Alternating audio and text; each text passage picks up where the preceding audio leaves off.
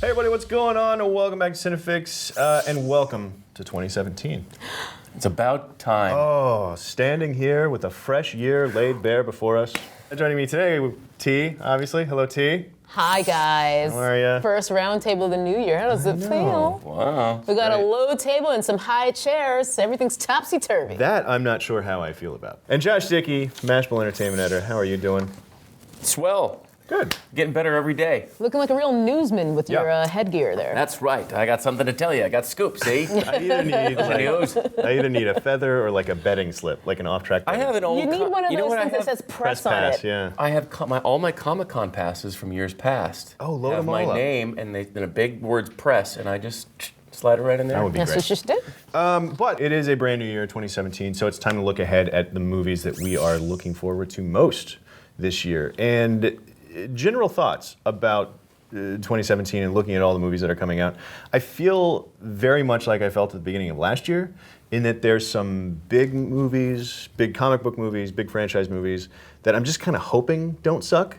And then after that, I'm sort of looking for a lot of like the smaller movies that will be this year's Ex Machina or Hell or High Water. Those little sneak up kind of smaller films. I kind of had the same initial response that I had last year, which was, oh, there's a ton of big movies coming out that I don't care about at all. Which I think says more about me than the slate of movies itself. I mean, that's just the way things go. I tend not to care too much about Marvel movies. I can acknowledge they're fine. They're just not my cup of tea, no pun intended. Well, I had a chance to visit the set of Guardians of the Galaxy 2 in Atlanta going back in really? the fall, and I got to tell you guys, they are just going to go full out crazy with this movie. They're like, Yeah. they are full of confidence after the first one worked, and they kind of got the tone figured out, and the characters, like they really placed those characters beautifully. Now they can just play with them. And from what I've seen, and we're talking about concept art, we didn't see a lot of sizzle that hasn't gotten out. So most of what I saw, at least in terms of footage, and you guys have now seen in trailers, but the concept art that I saw is wild. It is like wild and super psychedelic. And I have a funny feeling that they're just going to take lots of crazy risks, and this movie could really, really be awesome. It could also be kind of a disaster, I guess. Yeah. There's part of me that is rooting to go see that movie and come out going like, what? Yeah, in like think a really that's- fun way, though. You know? I think that's kind of what's going to happen. I think Yeah. it's going to be so loopy that you're going to be like, did they really just... No, I'm into it. Yeah, I mean, like, are they really... Kurt Russell is playing a planet. I mean, if they actually get weird with it, I would applaud it. I would have to say out of all the Marvel movies, you know, across the board, they're fine, which is the best thing I can say about them. They're not good to me, they're fine. Guardians is slightly better than the rest of them to me because I feel like it was a little bit more upbeat, and that one is definitely the one I enjoyed the most out of all the Marvel movies I've seen. So Sort of along those same lines, another comic book movie that I'm holding out some hope for is Logan. It's Hugh lot of people Jackman's last go-round, supposedly, as Wolverine. One more job. One more. yeah, I mean, they treated that trailer like it was Taken 3 or something. Like it's a completely different tone to any superhero trailer I've ever watched. And it's that hope that we had last year of, you know, Deadpool and even Suicide Squad at the beginning of last year. Everybody was really hoping. It's like, oh, here comes a movie that's going to break the mold a little bit. It's going to be edgier or whatever. And so Logan being R-rated, and Hugh Jackman has, for, you know, the last couple of years said how he's not going to do it unless it's absolutely right, and they're all really happy with it. And it's been simmering for a little while, so I've got hope for that one. I think it's going to be good. I would also throw out there Valerian, the City of a Thousand Planets. Yes, that which was is, on my Luke list too. Besson's. Yep, that film I've seen not quite a bit of it, but I've seen enough now where I sort of buy it. Yeah. Its tone feels very Fifth Element, which Right. is encouraging. You know, a little slapsticky, very goofy, and almost Right. kind of Guardians-like. But listen, that's a property that nobody knows. I mean, unless you're Belgian and you were born in Right, 1976 to 1982. Unless you're Luc Besson, who grew up with it in the French countryside or something. Then you've got no Yeah. idea what I'm even talking about. But it could be some pretty cool loopy sci-fi that I think people will. I mean, I possibly would want to. love it if that movie were great, but for me, Luc Besson is out of chances after Lucy. Wow, you did I've- not like Lucy. Ooh, I've gone on record on this channel many times where I'm Yeah. actually getting angry just thinking about it right now. I really detest that movie. I hope he's back. I mean, it's weird because Lucy is one of the movies that I hated the most. I think it was my most hated movie of that year, maybe one of my most hated movies of all time. Leon, AKA The Professional, One of my favorite Yeah. movies of all time. So I have got a very like conflicted feeling with Luc Besson. I don't care for The Fifth Element. It's not my cup of tea. I realize I'm in a very small minority on that because it's a beloved movie, but it's not for me. This one being similar to that is not necessarily encouraging, but I do love Dahan. Top of the heroin chic Yes. for you. Yeah. So another one that I have on my list here is Kong Skull Island. I really want this to be awesome. Jordan Vogt Roberts. Yeah. Know him just very casually. Good dude, very passionate guy, wears his heart on his sleeve. And interestingly enough, what was the movie? Kings of Summer. Light and Shadow has this real way with like using light and shadow, almost kind of Malick-esque in that way. I think Kong Skull Island can almost be sort of arty, like Yeah. artful and beautiful to look at. And if that element comes through, it might be a very different kind of blockbuster. Well, that seems to always be the hope because with Jordan Vogt Roberts, it's another example of a guy doing like super tiny indie movie that hits And makes the leap. and then makes the leap to the giant franchise thing, like the Colin Trevorrows and Gareth Edwards. Gareth Edwards to me is the only one that made sense because he made sort of a monster movie and then Right. he got to make Godzilla, which is the same type of movie. And this is another one that I just don't see the translation from a movie like Kings of Summer to Kong Skull Island. And like you said, I mean, it totally depends on the guy. Like, I don't think it worked out too well for Trevorrow. I like the cast. a Tom great Hiddleston cast. and Alison Brie and Samuel L. Jackson, who's just in everything. And John Goodman, by the way. Are we Yeah. having a John Goodman-assance? There's a good Renaissance for sure. And don't forget about John C. Reilly's character, John- who we yeah. did not meet until the very most recent trailer, which Yeah. introduced a comedic element that wasn't there before. Right. Yeah, I have really high hopes for Kong Skull Island. And I'm like Great. a big King Kong guy, but like King Me Kong himself neither. is much bigger than he normally is in movies. Yeah. Right. And the scale of it they seem to understand scale when playing around with like making a helicopter seem super tiny. Like Yeah. I think you could just go wonk and throw it against the Right. wall. Yeah. Like that looks like it could be a lot of fun. The only other thing that gives me pause too is that they're tying it into the Godzilla movie also. Like they're gonna exist in the same universe, I which I'm knew like, that. well, that's part of the reason why they made him so big. Is so that So they could because fight. Godzilla was so big so that they could fight at some point. I Yeah. see. What So is, it's like- Which what is barely King Kong happened. going to bring to the fight, though, with a lizard who can open your head and breathe a nuclear fire into you until it comes off? Like that seems unfair. That's like Batman versus Superman to me. I don't know if it's going Yeah. to work out. A plucky underdogness, maybe. I guess. Anyway, that's Well, gonna be real good. Just to transition from a giant gorilla to Apes, War for Yes. War for the Planet of the Apes. Quality Got segue. Matt Reeves. Hey, that's what I'm here for.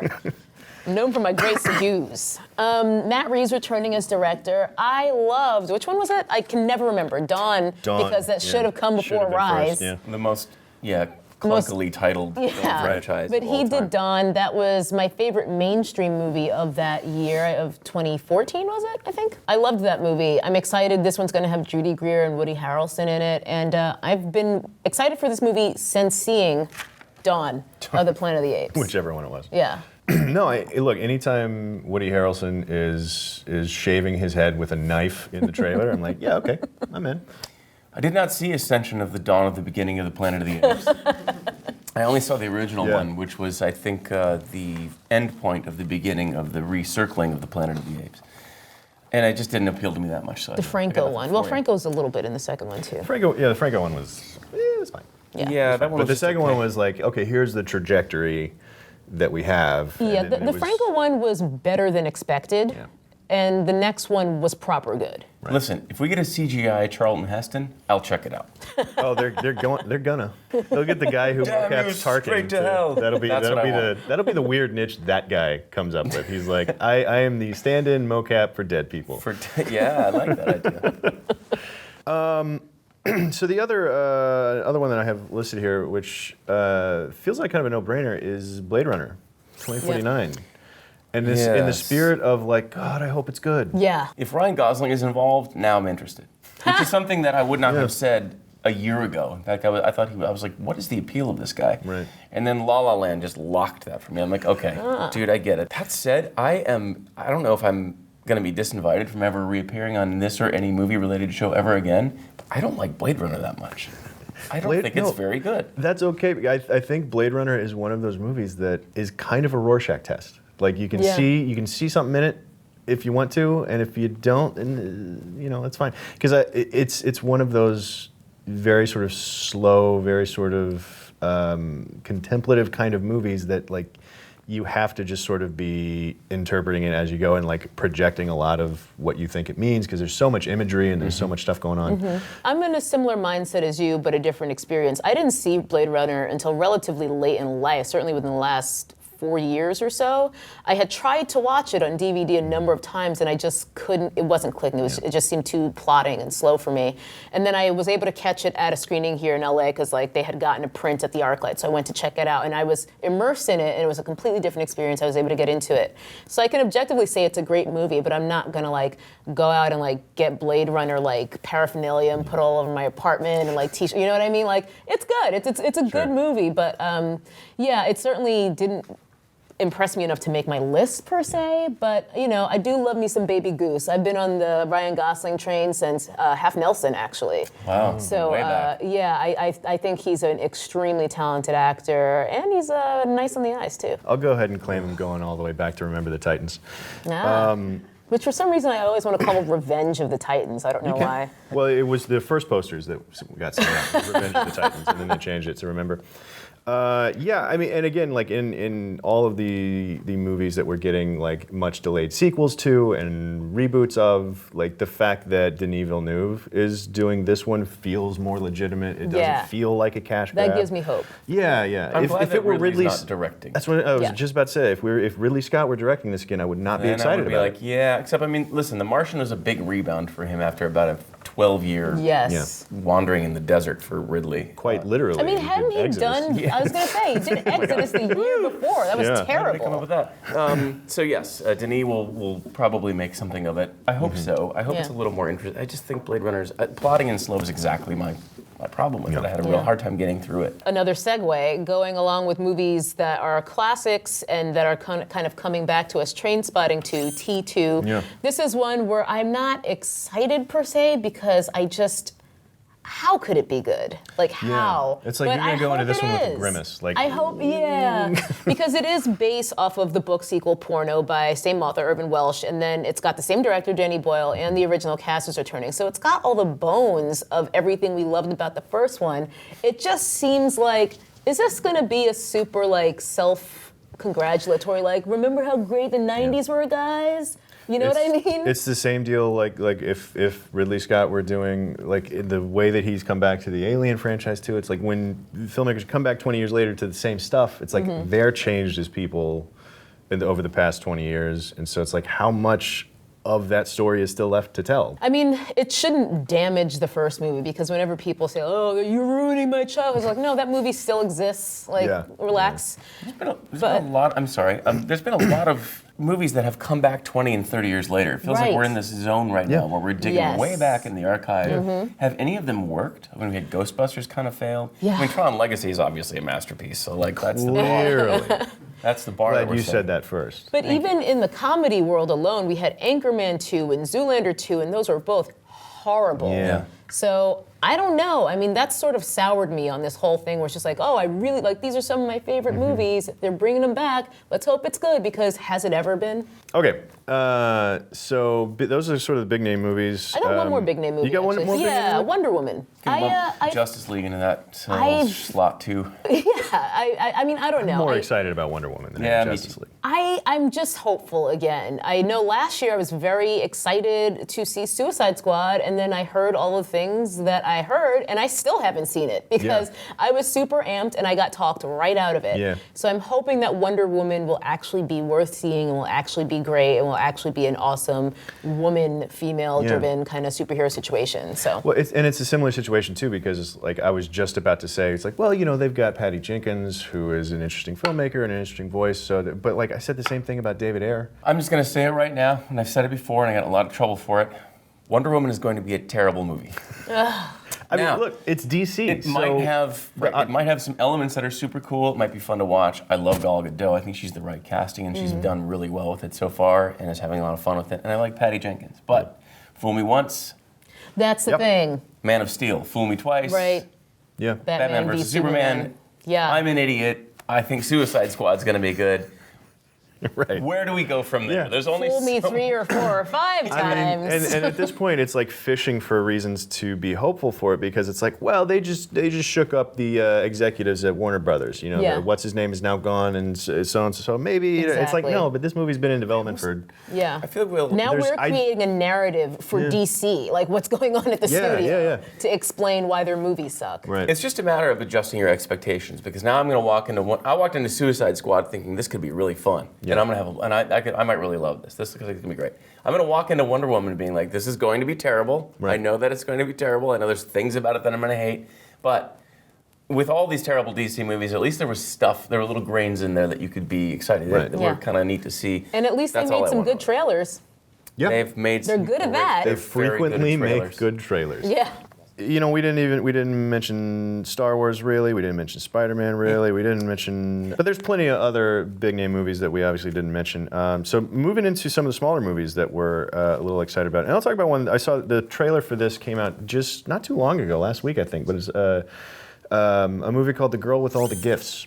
We're at the stage in zombie movies where if something comes out and looks halfway interesting, I'm like, okay, maybe they're just like wringing the last interesting dregs out of that particular genre. But it's with Glenn Close, and it Glenn looks Close does a zombie movie. Yeah, and How do you like that? it looks pretty good. It's sort of a more 28 Days Later kind of vibe for the zombies. Because I don't know if they're officially zombies, but they're like there's a virus or whatever, and then people are going crazy. So it they're not feels zombies technically in 28 Days Later, I don't think. it's the rage. Or Yeah. whatever. I mean, it feels similar to that more than it does you're speaking my World War Z language. or whatever. But it looks pretty cool, and it comes out in February, so not too much longer to wait for that. I'm excited about Get Out. It's Jordan Peele of Key and Peele, and it's a horror movie. Like, Yes. not like a funny horror, like a scary movie kind of thing. It's actually a horror movie. It stars, I don't even know if I'm pronouncing this gentleman's last name correctly, but it's Daniel Kaluuya. He's in Sicario. He's sort of Emily Blunt's friend in that, and then he's also in an episode of Black Mirror. Really up-and-coming young actor. And basically, he's a young black man with a white girlfriend going to meet her family at their home, and some scary things ensue. The trailer for this one is awesome. When they Yeah. dropped that trailer, Twitter went nuts. Yeah. Yeah. It was like, It was what great. is that? Because it looks Yeah. really cool. Especially And it's coming so from Jordan surprising Peele. because it's coming from the comedic mind of Jordan Yeah. Peele. So I'm just so curious about it because, I mean, anyone can make a good trailer. Yeah. But I actually just think that he's a very talented person, and I'm curious to see what he does in a new genre. Well, and knowing their comedy and how good their satire can be when it's at its best, and seeing the subject matter of this particular like I have no doubt that he can really get in there and get into some of the interesting stuff. Absolutely. And so hopefully that all makes it on screen because that was another one. And I'm glad you mentioned that because I completely forgotten about that trailer. It's coming out pretty soon, too. Awesome. It's coming out in February at the end of the month. So just in time for Black History Month. Hey, all right. How about you? Well, I have this weird confluence of two things that I really like coming together this year in the form of a movie, which is Sofia Coppola and the Civil War. Oh, wow. In a movie called Beguiled. Oh, yeah, I remember that title. Yeah, she is directing this film about a Union soldier, I want to say, who maybe is behind enemy line. I think it's very vague right now, but Right. so are all Sofia Coppola movies. It's not going to clear up. Yeah, a Union soldier who is behind enemy lines and hides out at a girls' school, and then there's some weird romance thing that happens. I don't know. It's all very weird and jumbled, it still feels like something that I dreamt about and didn't really actually look up. But Came to me as though in a dream. But That yeah, was a I'm a fever big dream. Civil War buff. I love Sofia Coppola. I can't see how those two things relate to each other in any way, Yeah. and yet there they are. So that's the one that I'm liking. The other one we're going to see in Sundance, which is Ingrid Goes West. Yeah. Yeah. It's Aubrey Plaza is a lowly internet stalker who moves to Los Angeles to ingratiate herself with her favorite social media star, which is Lizzie Olsen. Gosh, seeing Aubrey Plaza as an obsessed stalker type, such a stretch. Yeah. I just don't see how that's going to work out. Yeah. If I could just springboard off please. of your extremely vague Sofia Coppola thing that you still want to see, I've got a similar one with Paul Thomas Anderson and an untitled Daniel Day-Lewis movie about fashion in London in the 1950s. Oh, yeah. That's all I know about it. That's all anyone knows about it. Right. I'm all in. The title right now is Untitled P.T. Anderson Daniel Day-Lewis fashion movie. I'm like, just call it that. Yeah, And I'm okay. there. Yeah, Like, I'm already I will there. pre-sale those tickets. Yeah, don't Like, call it no anything else way. because I'm going to forget about it. Like, Yeah. just call it that. And I can't wait to see it. I didn't love his last one, Inherent Vice, but I will watch anything P.T. Yeah. Anderson does because he's done some of the movies that sort of inspired me and affected me the most and made me really get into movies. there's always the chance with him that it's going to be really great. Yeah. So you got to give it a shot. There's another one that I'm really excited about, and it's still TBD. It's got no release date yet, but it's Annihilation, which is Alex Yeah, that Garland's would be next my movie. list as well. I'm not real sure what it's about. It's sort of sci-fi and futuristic, which A la Ex Machina. yeah. So there's some sci-fi elements, but I imagine it's going to stay very grounded. There's a log line I think out that's about there's some weird part of Earth that's restricted that this group of scientists have to travel through, or something along those lines. Just going by the title, it doesn't sound like it's going to end well. No, I can't imagine. I can't imagine it will. A movie called Annihilation. Yeah. So I'm real pumped for that, and it Yeah. doesn't even have a release date yet, so I don't know No. what to do with I myself. like that indie directors are getting to play in the sci-fi sandbox more now because obviously effects are much easier to pull Right. off. But you know, I mean, there's been a lot of those. Yeah. Yeah, and the past few years. all the best ideas are in sci-fi. Yeah, and with this one, it's Alex Garland, of course, returning to direct. I think he also adapted the screenplay from the book that it's based on, and then it's got Oscar Isaac Yeah. re-teaming with him. So, I'm so excited. And then Jennifer Jason Leigh's in it, so... Tessa Thompson, who's Yeah, been doing a lot of really good I have work lately. really, really good feelings about this movie. Yeah. The last one I have is Wind River, which is another one that's going to be at Sundance. I think I'm semi in. The studio has You're on a list to let me check back. Yeah. get a ticket to see it. It's Taylor Sheridan, who is the writer and director, and he did Hell or High Water last year. One of my favorites from last year, as well as yours, Josh Dickey. And I'm just really excited for it because I'm excited to see pretty much anything Taylor Sheridan does at this point. Yeah. It's got Jeremy Renner, which is not as exciting for me as John Bernthal, who I love. I'm just very, very interested to see what happens when, in this movie, they basically find a dead teenage girl in the woods, and Jeremy Renner is this a fish and game employee who finds her, and then he's teamed with this FBI agent to kind of find out who's responsible. Yeah. So It's interesting, and I don't know what it says about movies in general, but it's interesting how quickly people can get credibility. I feel like it happened with Denis Villeneuve, and I think it's happening with Taylor Sheridan. It happened as a distribution company. It happened with A24. and wasn't Taylor Sheridan the writer of Sicario? Yeah, Yeah. he was. And so it's interesting how quickly people can just be catapulted and whatever you do, I'm in. Yeah. It's not like there needs to be this great breadth of work to look to have confidence in somebody. I guess is that because most movies suck? Maybe, but it also seems like when you continue to make crap, you keep getting chances too, Zack Right. Snyder. That's also true. Yeah. Such a confusing business we're in. Very isn't it? confusing. Taylor will be rewriting Star Wars Episode 9 before long. Yeah. They'll ruin him. It'll just be a matter Yeah. of time. But Yeah. maybe we'll get some good movies out of him before that. Right, happens. So right. That's the hope. Yeah. Seems like we're getting at least one more. I got to tell you, 2016, looking into it, felt like a transition year. It was one of those years where the big franchises were pivoting. Even the Marvel franchises were just sort of making a turn, and we didn't have a mainframe Star Wars movie. It was a sort of an interstitial movie. This feels like the year maybe where a lot of those things are going to land, and then 2018 feels to me like where we're going to get really big payoffs. We're going to get the Infinity War cycle will start, and Marvel will essentially be winding down its biggest phase yet, and so.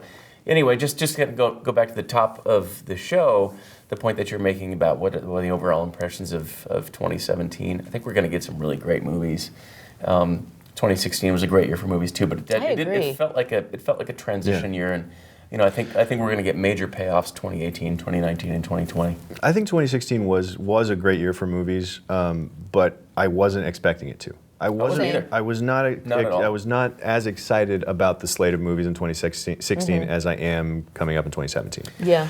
And obviously, the movies that we'll talk about this time next year that we loved from this year, we haven't even brought up. We haven't even brought them up. I mean, we didn't know anything about La La Land at this point last year. Hell or High Water wasn't weren't words that I strung together. We didn't even know about that movie saw until it. 3 weeks after it came out. Right. So Yeah. like, you know, it's that's what I'm really looking forward to is you know, hopefully a lot of these bigger movies pan out and they're really enjoyable, and then a handful of these little guys will sneak up on us and also be really great. And I hope some of them are really genuinely terrible too, so we can savage them, because that's also fun. Yeah. looking forward to tiptoeing around guarantee. hating Wonder Woman. All right, everybody, that is just a small sampling. I'm sure we talked for like 45 minutes or something like that, but that are just some of the movies that we are excited about for 2017. Let us know what movies you're excited about down in the comments below. Make sure to click like and subscribe and stick around CineFix for more movie stuff, and we will see you next time.